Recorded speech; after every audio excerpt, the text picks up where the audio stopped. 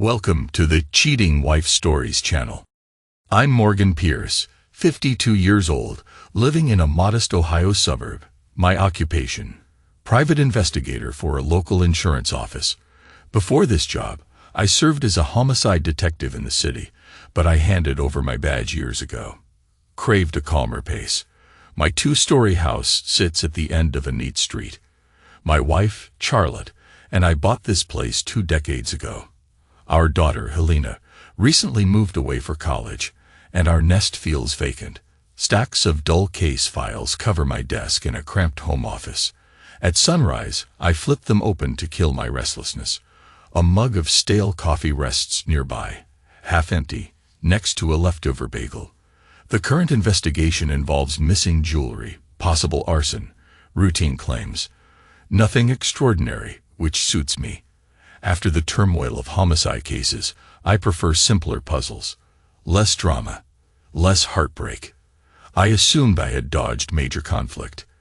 A distant metallic chime drifts through the open window. My mind remains uneasy. Charlotte and I argued last night over some insignificant thing, leftover takeout, or unplanned expenses, or perhaps both at once. During our early years, we never bickered like this. Now friction appears whenever we share a room for too long. I press a knuckle to my brow. I steady my breathing, reminding myself to stay grounded. A low growl outside signals Charlotte's car speeding away. No goodbye. She normally drops a quick kiss on my cheek before any errand. My stomach churns. One small dispute shouldn't spark this silent exit. She might be nursing deeper resentment. Possibly something involving me. My job. Our diminishing intimacy. My pulse skips while I recall her distant gaze last week. I shrug that off as fatigue, but doubts keep swirling. Our home is cozy in structure but lacks much flair. Plain wallpaper, worn couches, second-hand curtains that Charlotte dresses up with creative touches. Embroidered pillows, scented candles. She loves fragrances: vanilla, apple spice, cinnamon. She arranges them everywhere once evening settles. They'd radiate a sweet warmth that usually calms me. Recently, though, an unspoken barrier divides us, and no candle can mask it. I swivel toward the window. Early sunlight splashes across my face. The neighbor's poodle yaps, an annoying alarm. I try ignoring it by browsing a local newspaper. The front page covers small-town budget cuts and typical scandal. Underneath dull surfaces often lurk hidden secrets. I've witnessed it enough times. A faint reflection meets my eyes in the glass. My own silhouette, suspicious, unblinking.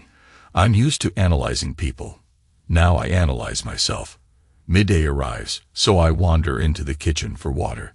The fridge magnet shaped like a flower grabs my attention. It holds a snapshot from Helena's 10th birthday. My brother, Frederick, stands behind me in that image, grinning ear to ear. He's always been a charmer, the golden boy who floats through life on easy mode. Our parents coddled him. He breezed through college, hopped among careers, and flaunted an endless string of romances.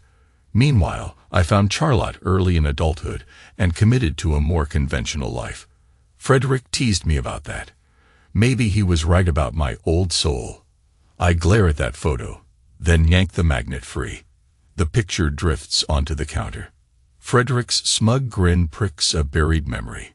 Charlotte's phone buzzing in the night, a fleeting glimpse of Frederick's name on the screen. That occurred a month ago. She claimed he wanted to pass along some gossip about our parents, offered a vague explanation, patted my shoulder, said it was nothing. Yet her expression had quivered with tension. An uneasy flicker runs along my spine. Old detective instincts spark. Rarely do Charlotte and Frederick message each other. Possibly they have grown closer for innocent reasons, but suspicion nags. My chest clenches. I push the speculation aside, head upstairs to the spare room that functions as my den. Inside an open box lie photos from my years in law enforcement. I rummage, hoping to distract myself. A Polaroid surfaces, me and Frederick as kids by a murky lake, fishing rods in hand, proud grins. He quit fishing soon after. I stuck with it. That old memory stirs regret. We used to be close, but my sense of him shifted over time. He's restless, always thirsting for thrills. Family loyalty runs deep, but so do resentments. Twilight comes, and Charlotte remains gone. She texted earlier about a grocery run. Sunset glows outside while I collapse onto our frayed sofa. A single cinnamon candle flickers on the side table. My mind reels. Charlotte used to greet me with warmth. Now she avoids real conversation. We once teased each other, shared jokes, planned weekend escapes. That affection vanished, replaced by quick nods and vague excuses. My phone vibrates. Helena's voice crackles through the line, cheerful. She rambles about new friends, midterm tests, how she craves home cooking. I force a light tone. She picks up an edge in my voice, tries probing. I deflect with a tease about laundry. She laughs, proclaims her love, then hangs up. The house feels heavier afterward. Charlotte returns late with grocery sacks. She places them on the kitchen island and mutters about traffic. Her hair is messy, face flushed. I approach, question her. She shrugs, says the lines at checkout were endless. Her eyes avoid mine. An awkward hush passes. She disappears upstairs, leaving me alone. My pulse pounds with unresolved worry. I glance at the flickering candle. Its glow doesn't comfort me. Stepping onto the porch, I inhale the crisp evening air. Streetlights buzz overhead, forming pools of pale gold on the sidewalk.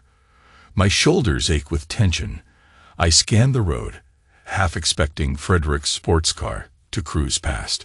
He calls occasionally, boasting about his new traveling salesman gig. Sounds fishy, but I never pried. Lately, something about him rattles me, as if he's circling my life. I pace across the front lawn, reminding myself I have no evidence. Could be a misunderstanding, but each clue pokes deeper into my gut. Charlotte's sudden distance, Frederick's late texts, the guilt shining in her eyes. My anger flares, though I keep it contained. I head indoors. I spot my old baseball bat leaning near the coat rack. A reflection in the mirror reveals my lined face, tense jaw, dark hair streaked with silver at the temples. Some claim I radiate intimidation. Fine. That quality served me well as a detective. If I catch a betrayal, I'll unleash punishment. I climb the stairs softly, pausing at our bedroom door. Charlotte rests on her side, turned away. I study her silhouette beneath the dim glow from the hallway. She still appears lovely. Graceful figure, smooth skin, faint floral perfume. Memories surface of nights we shared, exploring each other's bodies without hesitation. My pulse stirs with leftover desire, tangled with suspicion. Seeking relief, I slip into Helena's old bedroom. Stuffed animals line a small shelf. Dust motes swirl in the light from a single lamp. My laptop sits on a pastel desk. I open social media, searching Frederick's profile. A flood of images, him grinning in fancy lounges, draping arms around women, sipping cocktails by rooftop pools. One shot reveals Charlotte in the corner. A rooftop bar. She never mentioned that. My teeth clamp until my jaw aches. Closing the laptop, I lean on Helena's vanity. The mirror reflects my own haunted features. The man who once prided himself on stability now trembles with doubt. Faint engine noises drift from the street. I wonder if my parents suspect anything. Father always forgave Frederick's antics. Mother coddled him. They saw me as the steady older child, duty-bound to shield the family from chaos. A surge of resentment twists my insides. Enough is enough. I shuffle into the living room, collapsing onto the couch again. Shadows stretch along the walls, flickering with the candle's final glow. My thoughts swirl. Did Frederick coax Charlotte into some thrill? Did Charlotte yearn for something I failed to provide? My mind conjures vile images of them entwined, her nails scraping his skin, her lips parted in a gasp. I press my palms over my eyes, blocking the mental onslaught. A beep from the kitchen signals the microwave finishing a heating cycle. I'd placed tea inside earlier. I sip it, but dryness remains in my throat. My entire reality quivers. Charlotte once suggested a second honeymoon trip. That plan faded fast. She doesn't bring it up now. My heart hammers. I promise myself I'll dig for answers. I can't drift in ignorance. I sense a fault line beneath my marriage. One more step, and everything might collapse. Morning rays pierce my eyelids as I jerk awake on the couch. My neck throbs from sleeping in an awkward position. Down the hallway, muffled footsteps indicate Charlotte is moving around. I rise, stretch my cramped muscles, and follow the faint rustle of activity. She stands in the kitchen, rummaging for an egg pan. She offers a stiff nod when she sees me. "Did you sleep there the entire night?" She murmurs, opening a cabinet.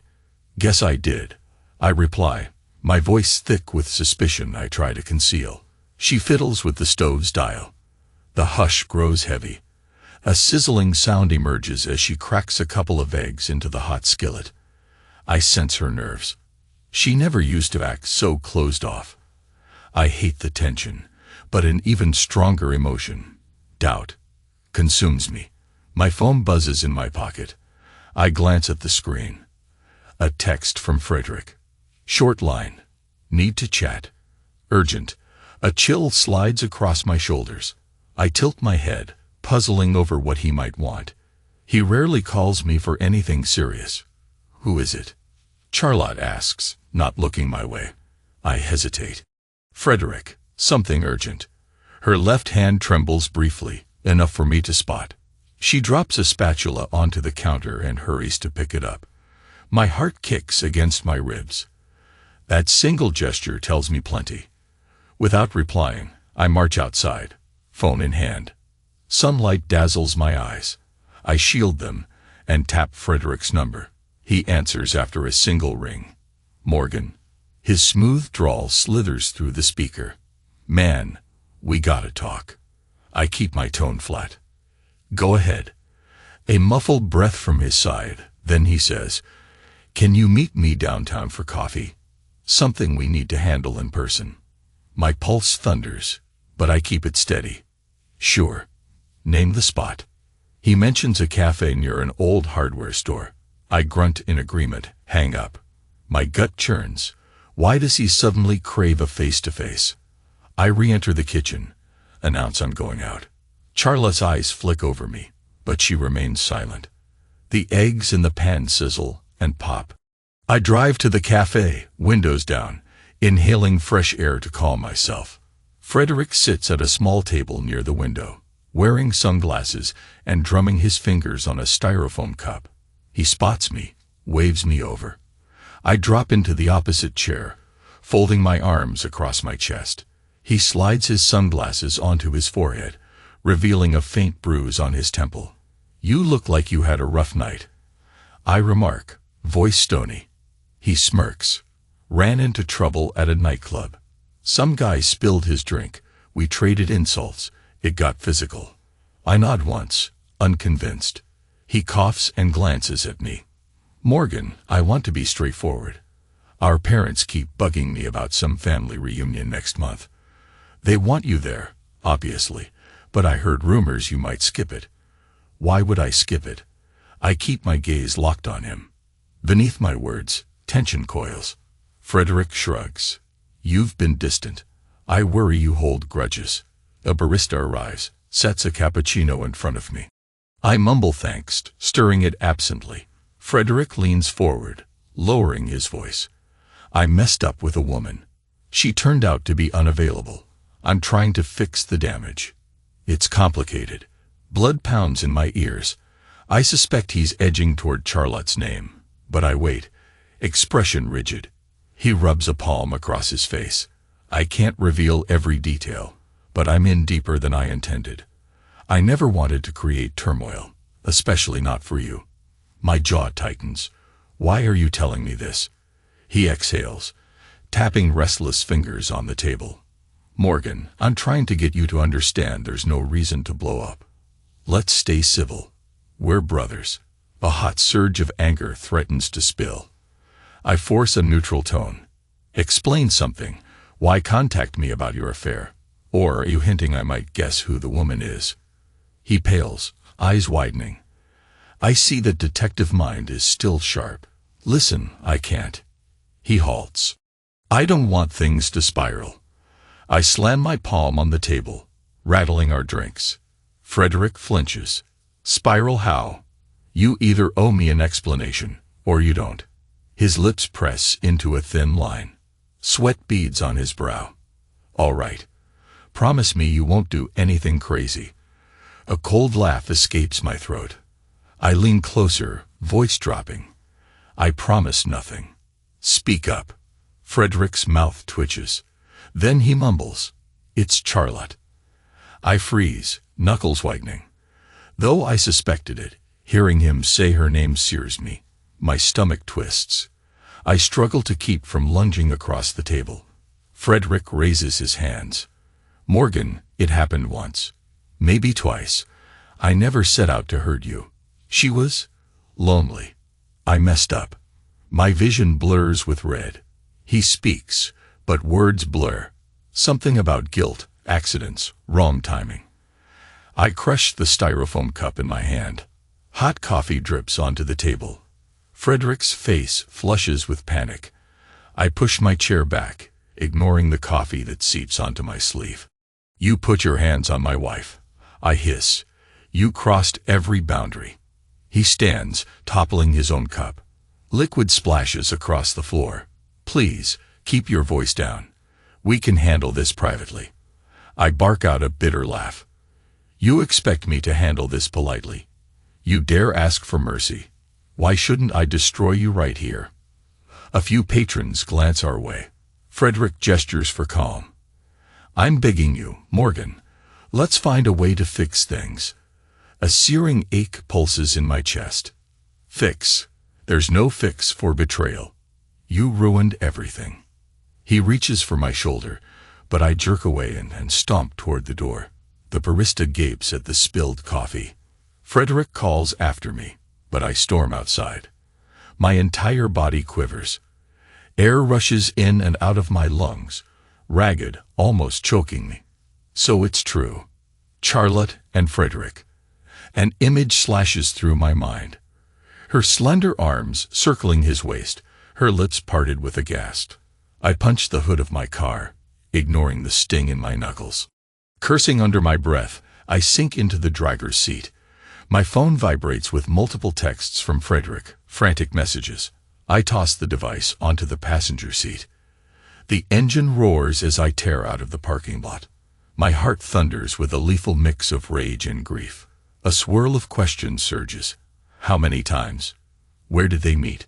Did she moan his name, the way she once moaned mine? A nauseating wave claws at my throat. I nearly swerve off the street. I regain control, blinking sweat from my eyes. Charlotte. She belonged to me, my partner, the mother of our daughter. Now I can only picture her body tangled with Frederick's. That vile thought flares, more vivid each second. I pound the steering wheel, roaring in frustration. Eventually, I pull over behind a strip mall, nearly numb from shock. My breath echoes in the silence of the car. I spot an old business sign through the windshield. The letters blur as a fresh wave of fury hits. My younger brother. My own blood. And she dared give herself to him. My chest heaves. I shut my eyes, and an unbidden image surfaces. Charlotte pinned against a wall, Frederick's hands roaming her curves, her soft gasp filling the air. I slam a fist into the dashboard. Plastic cracks beneath my knuckles. A savage, trembling growl rips from my throat. This is far worse than any insurance fraud case or petty offense. This is betrayal in its purest form. My pride shreds, my marriage desecrated. I refuse to let them brush it aside. They spat on my loyalty. They must pay. I drive home in a haze. Once inside, I notice Charlotte's handbag on the table, so she's around. My fists clench as I stand in the foyer, scanning the living room for her presence. Soft footsteps approach. She steps around the corner, eyes flicking to my face. Morgan. She tries a gentle tone. Frederick messaged me. Are you all right? Words stall in my throat. I remain silent, glowering. She shifts from one foot to the other. He told me you had a confrontation. Confrontation. The syllables scrape my tongue. Is that how he phrased it? She breathes in, pressing her hands together. Please, let me. I raise a finger. Don't speak one more excuse. You slept with him. My voice crackles, raw with betrayal. She blanches, lips parting. A tremor passes over her. Morgan, it happened once. We argued about your long hours. He was there. She chokes on the explanation. I regret it deeply. I never planned to continue. Never planned to continue. A harsh laugh bursts from me. He claims it was twice. Now you say once. Either way, you hopped into bed with my brother. My own brother. Tears threaten in her eyes. She stands rigid, refusing to break down. I'm not making excuses. I'm prepared for consequences. I deserve anger. Just let me. My hand slices the air. Enough. I storm past her, heading toward the kitchen. The overhead light seems too bright, stabbing my temples. She trails behind, speaking in a shaky tone. Morgan, listen to me. We drifted apart. You spent every minute buried in files. I felt. She stops, biting her lip. I lost the connection we once had. Frederick showed up with sympathy. I lost my judgment. I whirl around, slamming my palm on the countertop. You forgot your vows. You invited him into your arms. Did you relish it? Did you moan his name? Her cheeks flush crimson. Stop it. Stop it. My voice rises. I'm the wronged husband. I can voice any question I want. A sickening swirl of sorrow and fury coils inside me. I recall how we once made love under the glow of her favorite cinnamon candles, how she would arch her spine and whisper my name. Now that memory feels stained by her fling with Frederick. She trembles, standing across from me in silence. I see remorse flickering in her expression, but it doesn't soothe me. I rasp, you offered yourself to my brother. Do you realize what you've done? She tries to speak, fails, tries again. I was lonely, Morgan, you shut me out. Frederick listened. I grind my teeth, pacing in a tight circle. My heart pounds. I want to lash out, smash everything in sight. My detective instincts push me to gather more details, but my husband instincts reel. My voice drops, thick with raw anger. Where did it happen? Morgan. Where? I roar. The single word reverberates through the house. She winces. Our bedroom. After you traveled for a case. Frederick dropped by with a bottle of wine. A spike of bile rises in my throat. My bedroom. The same bed we once shared with laughter, with whispered hopes. Now tainted by my brother's presence, I slam a cabinet door, and it nearly flies off its hinges. Charlotte presses her fists to her mouth, stifling a sob. I swirl toward her, eyes blazing. What about the second time? Where was that? She hesitates, tears trailing down her cheeks. Hotel. Near the highway. He invited me to dinner, and it escalated. I left quickly afterward. I swear, that's when I realized how wrong it was. My vision flickers with images of them in a cheap, anonymous room. Tangled sheets, his body on hers, possibly her nails clawing at his back. My breath emerges ragged. That mental snapshot slices me. I stalk across the kitchen, fling open a drawer. Utensils rattle. My mind flares with savage impulses. Punish both of them. Drag Frederick into the street. But I force myself to keep my hands from crossing a line. Charlotte tries to approach. Morgan, please. I want to fix this. I know it's not simple, but fix. My voice grates. Nothing gets fixed. You destroyed our marriage. Frederick destroyed my trust. I can't turn a blind eye. She lifts trembling fingers, as if to touch my arm. I recoil. She lowers her hand. Morgan, I'm so sorry. A thunderous tension hangs between us, swirling with regret, heartbreak, and a blossoming thirst for revenge. I sense my fury deepening. My entire life fractured in a single day. I pivot, stomping out of the kitchen. Charlotte calls my name, but I ignore her. I head upstairs, needing space before I do something irreversible. In the bedroom, I tear open the closet, yank out a suitcase. Charlotte rushes in behind me. "What are you doing?" "I'm leaving. Need to clear my head." My words sound brittle. "Unless you want me to smash the furniture." She stands there, pale, arms folded over her chest. She doesn't move to stop me. I throw some clothes inside the suitcase, not caring how they land.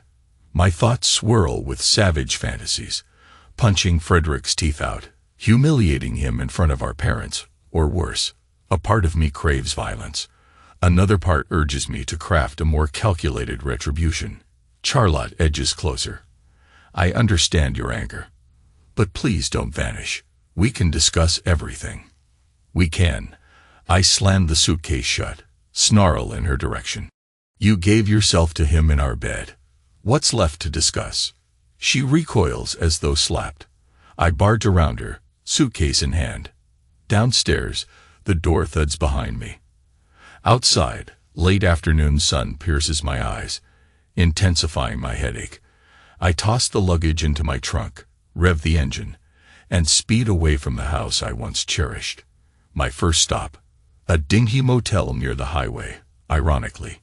I pay for a room in cash. The clerk slides a key across the counter, uninterested in my scowl. The room's walls exude stale cigarette fumes, the bedspread worn thin. Perfect. I drop onto the mattress, heart hammering. My phone buzzes. I glimpse Charlotte's name on the caller ID. I silence it. She leaves a voicemail. I don't listen. Let her stew. Night falls. I can't sleep, haunted by mental images of their entanglement. My imagination conjures every detail. Frederick's breath on her neck, her husky whispers, the flush of her skin. Even more agonizing is my suspicion that she invited him with the same gestures she once offered me.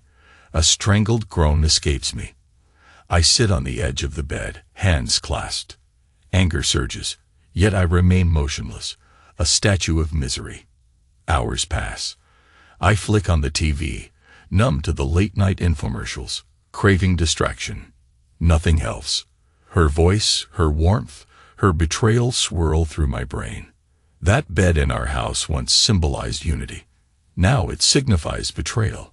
I consider marching to Frederick's place and pounding on his door. Make him squirm. Maybe I should wait, plan carefully. He confessed once. I suspect he'll try to weasel free from blame. Our parents might side with him, as usual. A new wave of rage courses through me. My mind leaps to how I can make them pay. Charlotte with her guilty tears, Frederick with his slick grin. They want me to handle this privately. They want me to hush up the scandal to preserve some twisted sense of harmony. No. I intend to show them the cost of betrayal. I recall how Frederick once bragged about shady deals. He boasted he had friends who helped him secure jobs with inflated salaries, possibly illegal. My private investigator side perks up. I can dig into his secrets, drag them into the light, expose him, ruin him. A savage satisfaction ignites in my chest. Let him squirm under the weight of my retribution. Outside, passing cars hiss on the wet pavement. The digital clock on the nightstand reads past midnight. I rub a hand over my face, fighting exhaustion. My phone vibrates again. Charlotte. I ignore it. I can practically imagine her message. More apologies. Please for me to come home. My thoughts remain fixated on the mental image of her straddling Frederick. My stomach twists, revulsion mixing with a bitter pang of desire for my wife's body, the same body she gave him. My temples throb. I want to scream.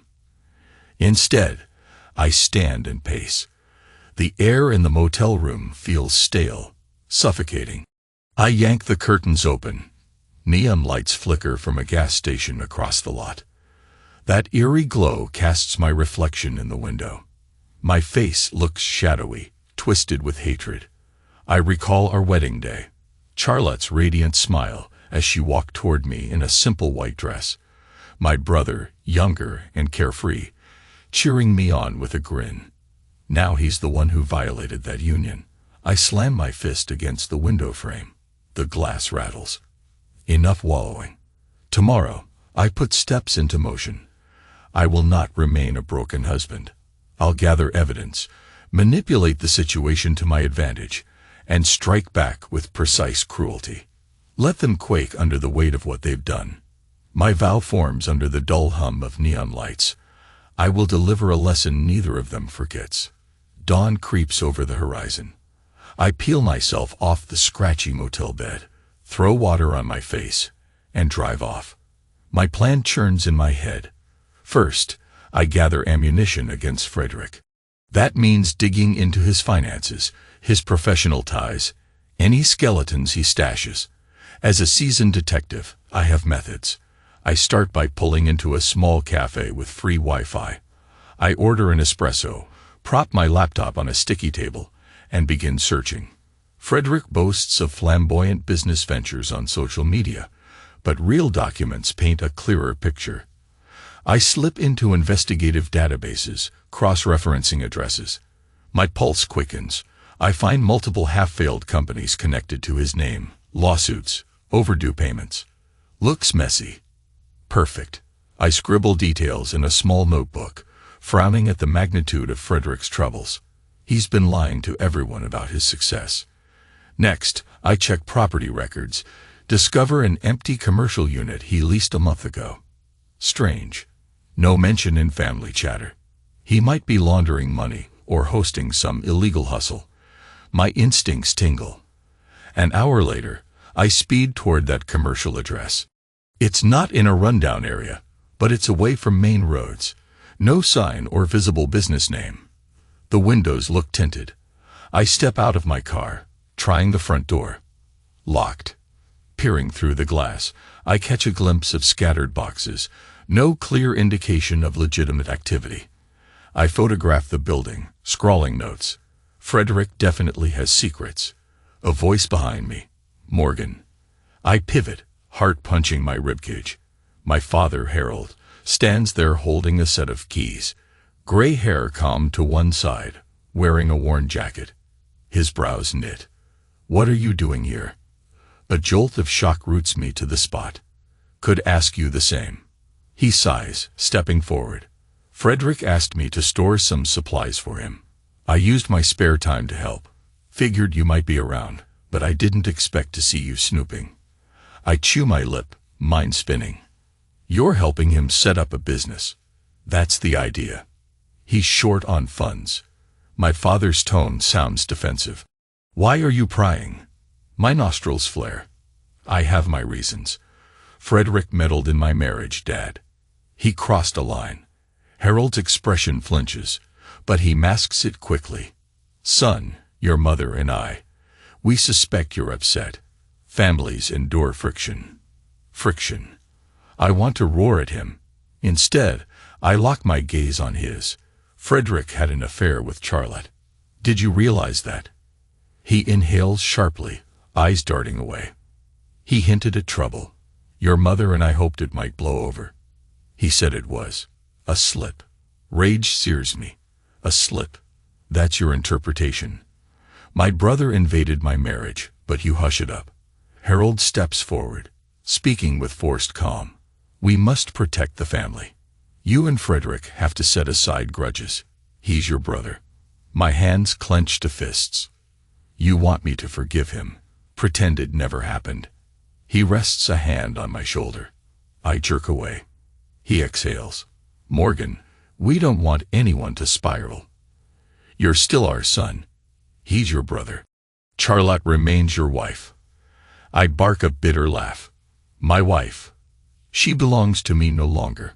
Keep your advice to yourself. Harold's face sinks. Don't do anything reckless, Morgan. This can be resolved with conversation. I glare, then brush past him to my car. If you side with him, you'll regret it. I slam the door, tires squealing as I roar away. My father's betrayal feels like a second knife in my back. They prefer to preserve Frederick's illusions, coax me into silence. No, I hunger for vengeance. My phone pings. A message from Charlotte, requesting a meeting. Another from Frederick, offering an apology. I toss the phone aside, anger swirling. By late afternoon, I'm parked outside Frederick's condo building. I linger in a borrowed sedan, one I procured from a buddy who owes me a favor. I watch the entrance, heart pounding with cold resolve. Hours pass. Finally, Frederick emerges, alone. He slides into his sleek car, drives off. I follow from a distance. He stops at a liquor store, then at a florist's shop, possibly collecting tokens of contrition for Charlotte or bribes for a new woman. My chest tightens with disgust. He continues to a suburban street. Then he parks in front of a small ranch-style house with a crooked mailbox. Lights glow inside. I crouch behind the wheel, snapping photos on my phone. He knocks, and a slender brunette opens the door. He kisses her cheek. They vanish inside. I wait. Anger gnaws at me. My brother's prowling ways never end. Charlotte was one of many, it seems. Why should I spare him any mercy? After an hour, he emerges, holding the woman around her waist, whispering something into her ear. She giggles. My blood surges. He's unrepentant. Maybe he regrets the drama with me, but he's still hunting conquests. I vow to ruin his smug existence. I snap more photos, then peel away, heading for my motel. Another sleepless night looms, but my plan solidifies. Charlotte yearns for a conversation. Frederick begs me to keep calm. My parents want me to ignore the betrayal. They believe I'm a tame sheep, burdened by a sense of duty to family. They forget I was a detective. I learned to manipulate criminals, push them into corners, watch them crack. The following morning, I place a call to an old friend in law enforcement. He owes me a favor from a past case. I feed him a half-truth, claiming Frederick's business dealings may involve fraud. He promises to run a check, discreetly. Next, I gather the damning photos and financial records, then create a digital folder, hard evidence that Frederick's future is built on sand. I plan to deliver the final blow at the perfect moment. Around midday, Charlotte calls again, voice trembling. "Morgan, I beg you to meet me at the house.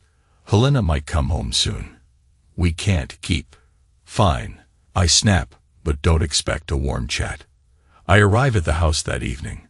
She waits in the living room, arms crossed. Her eyes flicker with caution. I remain near the doorway, refusing to approach. Tension forms a wall between us. She lifts her chin. I won't defend my actions. I own my mistake. But I want a chance to talk without screaming. I say nothing, scanning the once comforting space. Dim lamplight reveals our old photos on the mantel, souvenirs from family vacations. They mean nothing now. She continues, "Frederick begged me to keep quiet. He worried about your reaction. I told him I couldn't conceal the truth forever." My lips curl. He worried about me. He should. She steps closer, hands shaking slightly. "Morgan, I'm pleading for us to find an arrangement. We had decades together. That must mean something to you." A savage laugh escapes me. "You mentioned decades, yet you threw them away for a cheap fling. Our marriage is scorched." She lowers her gaze. "I messed up. Desperation blinds people.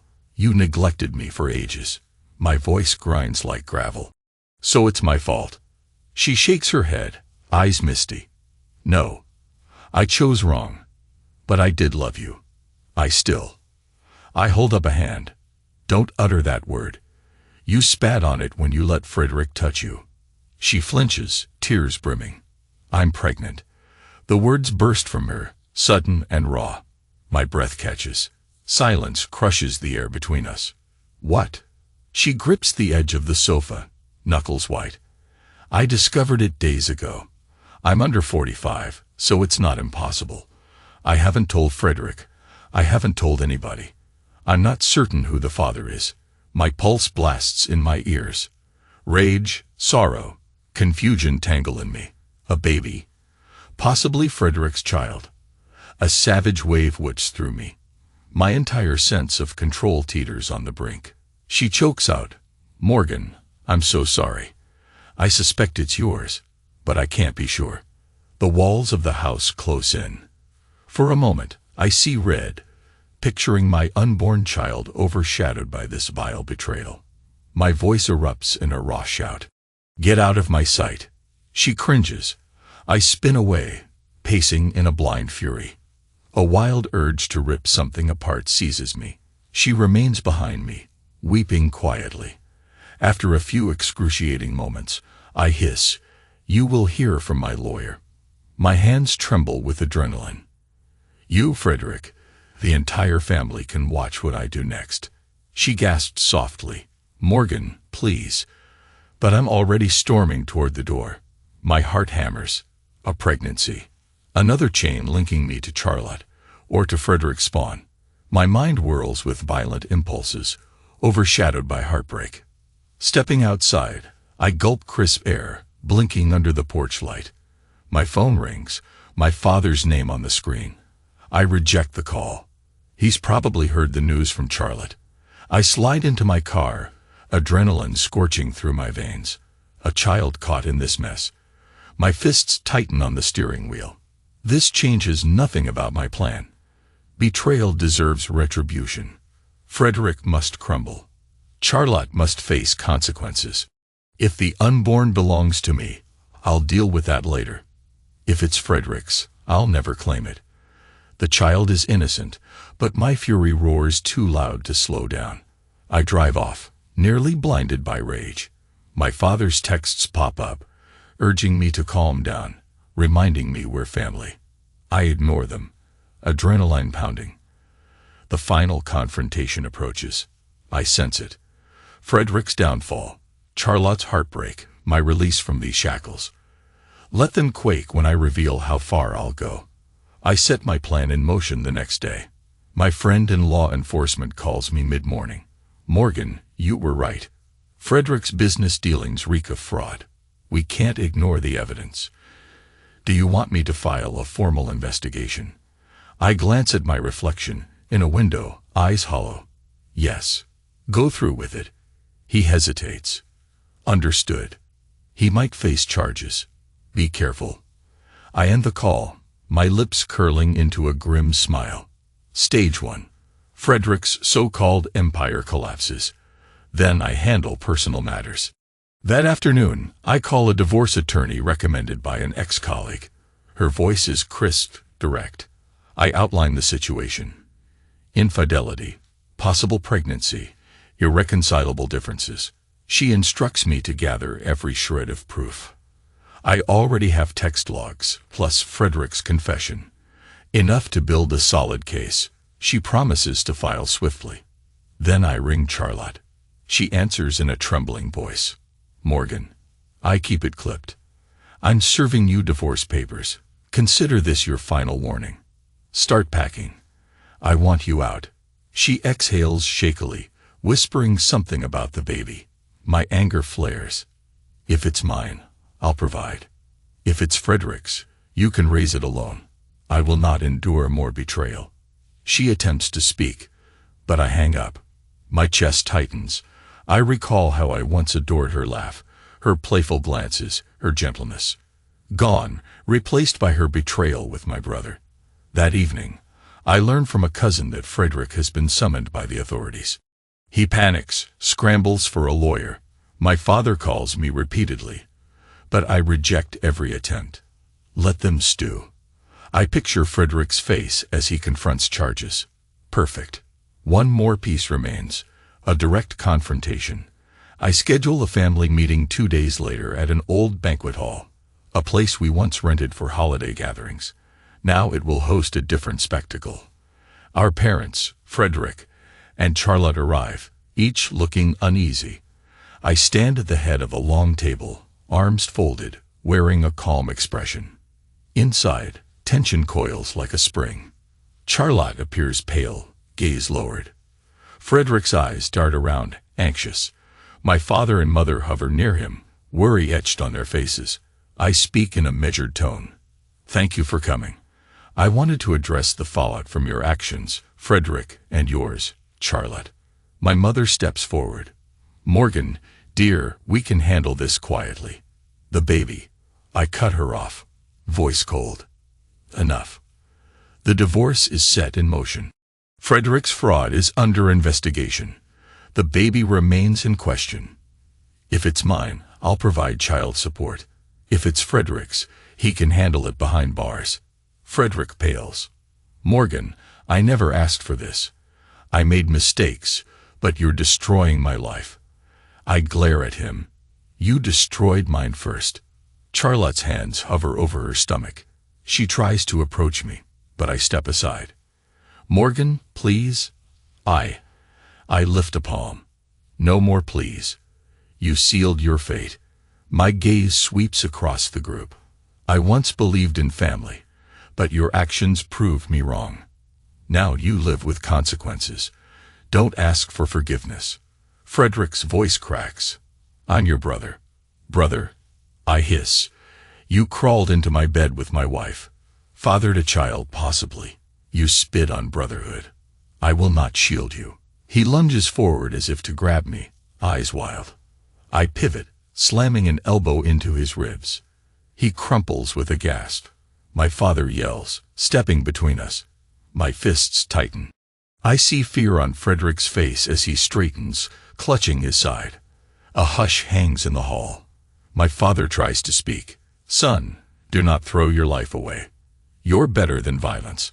I jab a finger toward him. You sided with Frederick from the start, ignoring my pain. You manipulated me to hush things for family harmony. That ends now. If you stand in my path, you'll share his fate. My mother sobs, burying her face in her hands. Frederick groans, staggering upright.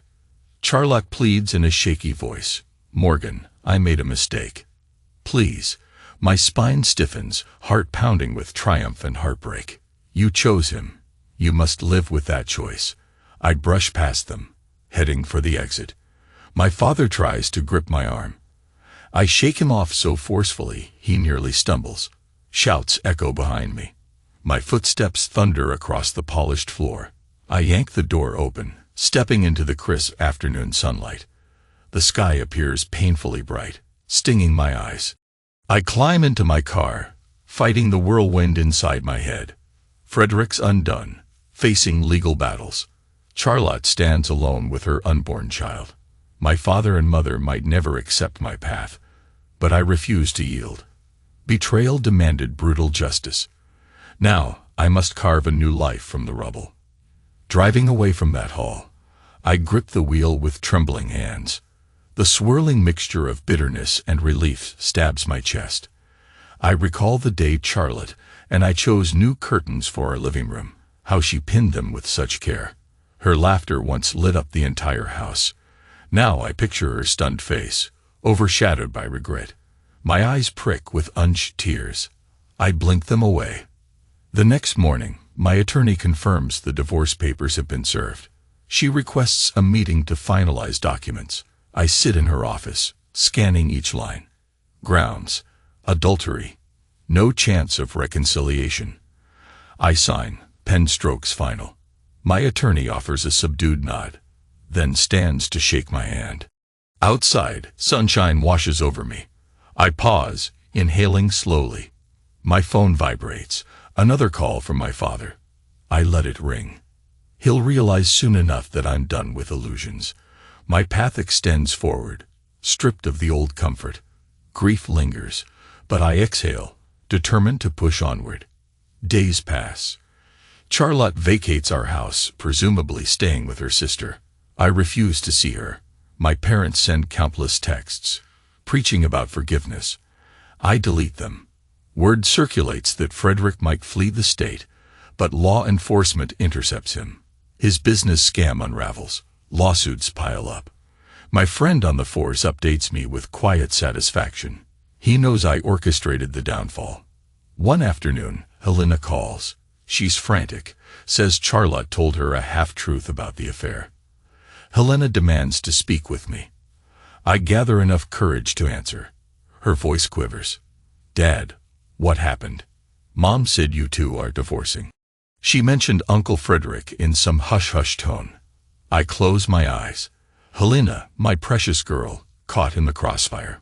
It's complicated, baby. Your mother and Frederick betrayed me in the worst way. I can't remain married to her. She presses me for details, but I dodge specifics. Her heartbreak ripples through the phone. I sense her loyalty to me. She says she'll finish the semester, then return to see if I'm okay. I manage a gentle response, urging her to focus on studies. We hang up, and I lean on the wall, shoulders sagging. Even though I gained revenge, the collateral damage tastes bitter. Another week crawls by. The divorce proceeds. Charlotte attempts to text me about the baby's health, doctor appointments, uncertain paternity. I respond once. Keep me updated on official paperwork. Otherwise, leave me alone. She tries again, but I silence her calls. The dryness in my spirit feels permanent now. My once warm heart cooled into granite. Eventually, I step into our old house for the last time. The living room echoes with emptiness. Charlotte took some furniture, left behind random items. Cinnamon candles line a shelf, unlit. A final pang slices through me. We once shared everything here. Now, it ends. I arrange for a realtor to sell the property. Then I gather my personal belongings and walk out. The front door closes with a hollow thud. No second glance. I slide behind the wheel of my car, exhaling as though shedding a heavy shroud. My new apartment isn't fancy. A modest one-bedroom with a decent view of a nearby park. I settle in, set up my old detective photos on a new desk, file away the final divorce documents. My phone buzzes occasionally with offers for insurance assignments. Life trudges forward. I stand alone but free. Sometimes I stare at the ceiling late at night. Memories swirl. Charlotte's laughter, Frederick's easy grin, the comfort of family. It all dissolved in deceit.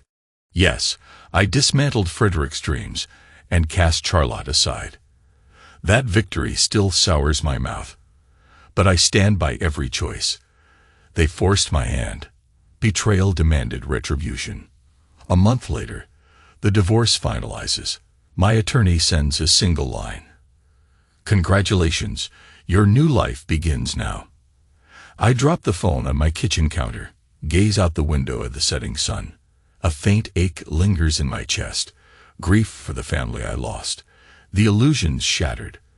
But I am no longer a helpless victim. I refuse to let them trample me. That night, I throw on a jacket and stroll through the park.